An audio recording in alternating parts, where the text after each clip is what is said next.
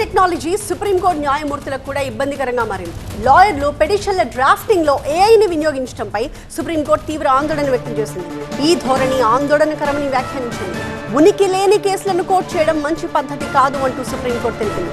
పిటిషన్లలో పేర్కొన్న ఆధారాలు ఎక్కడా లేవని కూడా సుప్రీంకోర్టు వ్యాఖ్యానించింది. Chief justice Suryakant, justice Joy Malya Bagchi, justice నాగరత్నతో కూడిన ధర్మాసనం ఈ వ్యాఖ్యలు చేసింది. కొద్ది రోజుల క్రితమే తమ ముందు మెర్సీ వర్సెస్ మ్యాన్ కైండ్ అనే జడ్జిమెంట్ ని కోట్ చేశారని, అసలు ఆ కేసు ఎక్కడా లేదని జస్టిస్ నాగరత్న వ్యాఖ్యానించారు. లాయర్లు పిటిషన్ల డ్రాఫ్టింగ్ లో ఏఐని వాడడంతో తమపై మరింత భారం పెరిగిందన్నారు. ఈ మధ్య సుప్రీంకోర్టులో దాఖలవుతున్న స్పెషల్ లీవ్ పిటిషన్స్ లో ఎలాంటి ఆధారాలు లేకుండా పాత జడ్జిమెంట్స్ ని ప్రస్తావిస్తున్నారు అని సుప్రీంకోర్టు ఆగ్రహం వ్యక్తం చేసింది. జస్టిస్ దీపాంకర్ గుప్తా ముందు కూడా గతంలో ఇలాంటి పిటిషన్లు వచ్చాయని చెప్పారు సిజేఐ సూర్యకాంత్. ప్రతినిధి గోపీకృష్ణ మరింత సమాచారం అందిస్తారు. గోపీకృష్ణ, ఎక్కడ చూసినా ఏఐ గురించే మాట్లాడుకుంటున్నాం. ఆఖరికి న్యాయ వ్యవస్థని కూడా ఏఐ పట్టి పీడించే పరిస్థితుల్ని ఇప్పుడు మనం గమనిస్తున్నాం. స్వయంగా సుప్రీంకోర్టు ధర్మాసనం దీని గురించి వ్యాఖ్యానించడం, అందులో స్పెషల్గా ఇంకా ఎలాంటి అంశాలు ప్రస్తావించారు న్యాయమూర్తులు? ఏఐ వినియోగం అనేది ఇటు ఆందోళనకరమంటూ సుప్రీంకోర్టు ప్రధాన న్యాయమూర్తి జస్టిస్ సూర్యకాంత్ ఈరోజు వ్యాఖ్యానించడం జరిగింది. ప్రధానంగా ఈ కేసుల పిటిషన్లు ఫైల్ చేస్తున్న పిటిషన్లలో ఇటు సుప్రీంకోర్టు గతంలో కోర్టు చేసిన కేసులు అలాగే వాటికి సంబంధించిన వివరాలని రిఫరెన్స్గా తీసుకుని కోర్టులో వాదనలు వినిపిస్తూ ఉంటారు న్యాయవాదులు. అటువంటిది ఇటు మ్యాన్ వర్సెస్ మెర్సీ అన్న ఒక కేసుకు సంబంధించి అసలు ఆ కేసే లేదు. ఆ కేసుకు సంబంధించి ఎటువంటి కామెంట్స్ కూడా గతంలో సుప్రీంకోర్టు చేయలేదు.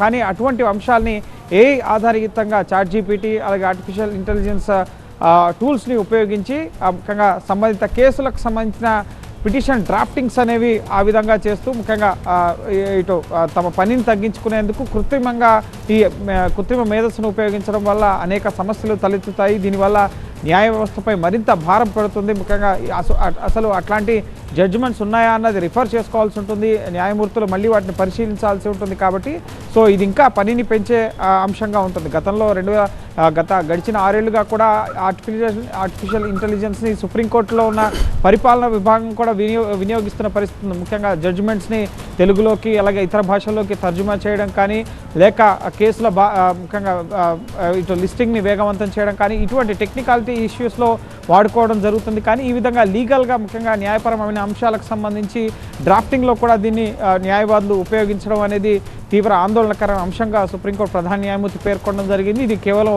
ఒక కేసులో కాదు, 2-3 కేసుల్లో కూడా ఇదే విధంగా జరిగింది. ఇటువంటిది చెల్లదు. ఇకపై ముఖ్యంగా ఆ తరహాలో కనుక ఒకవేళ డ్రాఫ్టింగ్ అనేది ఏ ఆధారితంగా చేస్తే కనుక ముఖ్యంగా కేసుకి స్పందన లేని సమాచారం కూడా అందులో వచ్చే అవకాశం ఉంటుంది. కాబట్టి నెక్స్ట్ ఇటువంటి చర్య ముఖ్యంగా డ్రాఫ్టింగ్స్ ఉంటే కనుక కోర్టు ధిక్కరణ చర్యలు అలాగే న్యాయవాదులపై చర్యలు తీసుకునే అవకాశం ఉన్నట్లుగా కూడా తెలుస్తోంది. అయితే దీనికి ఒక నియంత్రణ అవసరం. ముఖ్యంగా యాంత్రికంగా పనిని తగ్గించుకునేందుకు ఎంత మేరకు ముఖ్యంగా దీన్ని ఉపయోగించినా కూడా ఒక కేసుకు సంబంధించినంత వరకు మాత్రం ముఖ్యంగా వాదులు ముఖ్యంగా ప్రతివాదులకు సంబంధించిన విషయాలు వాటికి సంబంధించి మాన్యువల్గా వెరిఫై చేసుకోవాలి అన్న విషయాన్ని కూడా గతంలో సుప్రీంకోర్టు చెప్పిన పరిస్థితి ఉంది.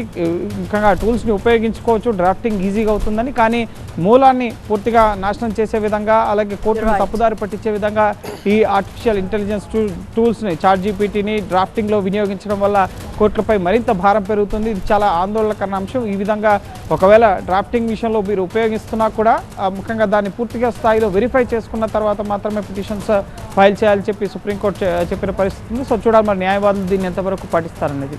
Right, thank you Gopi.